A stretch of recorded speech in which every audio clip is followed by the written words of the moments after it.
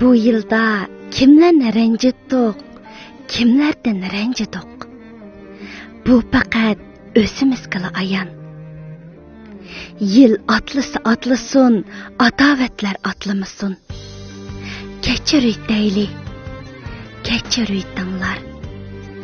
Aziz qarindoshlarım, yangi yılga yangi qadam bilan kirayli. Yangi yılda barchaning boy bo'lishini umid qilaman.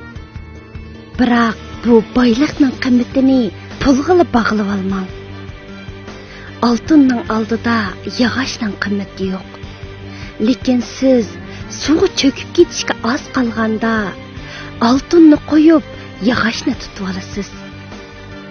Dunyoning royiti boylikda emas, balki ko'ngil tinchligidir. Bu yildagi ba'zi ishlar, kishilar hammasi ketdi, tugidi. Endi oldingizga qarang.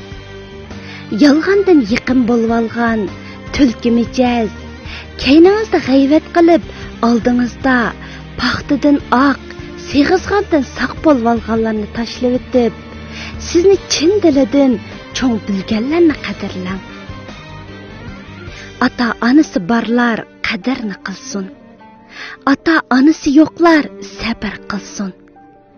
Yangi yilda yangicha natijalar hammamizga nasib bo'lsin. 2021-yili sizning va mening ham hammamizning ko'ngildagidek orzu qilgan yili bo'lsin. Yangi yilingizga muborak bo'lsin do'stim.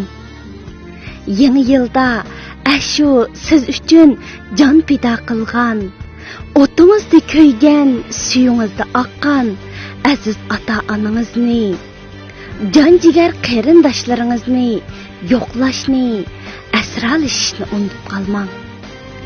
Ularning sizdan talab qiladigini faqatla oddiy kulimsirash va hol-ahvol so'rash. Ularning mehri sizning turmushingizni go'zal qiladi.